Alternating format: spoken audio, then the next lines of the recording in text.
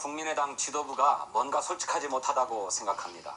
국민의당 지도부가 얘기하는 것처럼 정상적 기획 용역의 대가라고 한다면 그렇게 변칙적인 계약 과정을 통해서 반드시 브랜드 호텔, 즉 김수민 의원 업체 측과 일하고 싶었던 것이 아니겠습니까? 그 속내가 무엇인지를 정확하게 국민에게 밝히고 국민의 이해를 구해야 할 것입니다. 그런데 이것을 한사코 피하려고 하다 보니까 불필요한 억측과 오해를 자꾸 야기하고 있는 것 같습니다. 국민의당이 스스로 풀어야 할 것입니다. 네, 조영일 의원님 검찰 수사로 빨리 밝혀지길 바란다 말씀하셨고요. 국민의당 지도부가 솔직하지 못하다 이런 말씀도 해주셨습니다. 두 분 자리에 모시고 본격적인 토론 이어가도록 하겠습니다.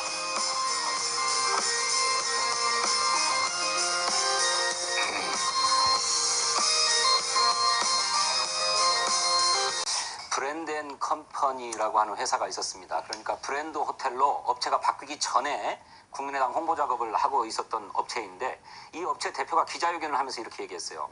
3월 14일 날 국민의당 로고를 변경하겠다, PI를 변경하겠다고 통보가 왔는데 그 전날 안철수 대표가 김수민 의원을 방문했다고 합니다. 그러면서 로고를 바꾸겠다고 하는 얘기가 나오거든요.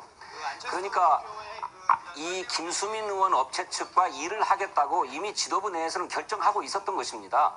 그래서 이 김수민 의원 업체 측, 브랜드 호텔 측에 일감을 주고 하려고 했는데 이분이 마침 비례대표 7번을 받게 되니까 여기하고 계약할 수가 없었던 겁니다. 그러니 인쇄 능력이나 배포 능력을 갖추지 못한 B사라고 하는 업체하고 계약을 맺고 이 업체로 하여금 기획 용역 대가를 주도록 했다는 것이 국민의당의 설명입니다. 그렇다면 그 브랜드 호텔과 일을 하겠다고 결심하게 되었던 지도부가 이 책임이 있는 거죠. 그런데 저렇게 이제 그렇죠. 그 책임을 면하려고 하다 보니까 자꾸 이렇게 피하게 되는 것입니다. 비사라는 게 좀 전에 글쎄 그런데 지금 만일 저의 가정처럼 이미 국민의당 지도부가 브랜드 호텔 측과 일을 하겠다고 마음을 먹고 있었던 상황이라고 한다면 그 하위 당직자들에게 책임을 물을 수 없는 거죠. 브랜드 호텔에게 반드시 일감은 줘야 되겠고 그런데 브랜드 호텔과 직접 국민의당이 계약을 체결하기는 어렵고 그래서 아까 브로커 업체를 통해서 계약을 체결한 것이라고 한다면 이 변칙적 계약을 체결한 책임을 하위 당직자에게 물을 수가 없는 것 아닙니까? 지도부의 책임이다. 예, 그건 좀 억측이라고 생각합니다. 김수민 의원 측인지 국민의당 법률위원장의 발표에 의하면 김수민 의원 측에서 변호사를 교체했다고 하지 않습니까? 변호사 새로 선임한 변호사하고 조사에 대비해서 여러 가지 사항들을 점검하려면 물리적인 시간이 좀 필요했겠지요.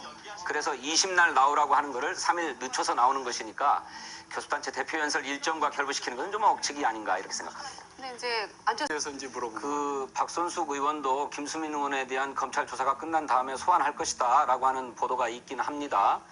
당시에 박선숙 의원이 당의 사무총장으로서 회계 책임을 맡고 있었기 때문에 이렇게 허위 계약서가 작성된 과정에 대한 책임이 반드시 있다고 보여집니다. 또 그 계약을 토대로 해서 선거 비용 보전도 청구한 것 아니겠습니까?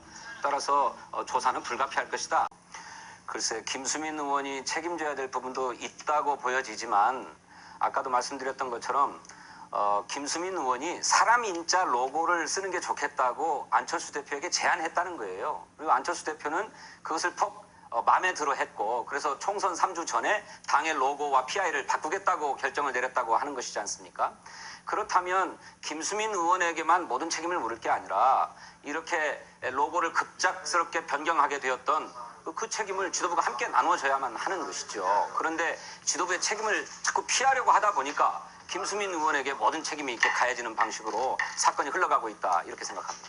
라고요? 네, 아니 그러니까 정상적인 계약 과정이라고 한다면 디자인 업체를 당으로부터 수주받은 업체가 디자인을 만들고 이 디자인이 최종적으로 당으로부터 오케이가 되면 이제 제작 업체에게 넘겨서 구체적인 제작에 들어가는 거거든요. 그런데 국민의당은 이 과정이 거꾸로 돼버렸어요.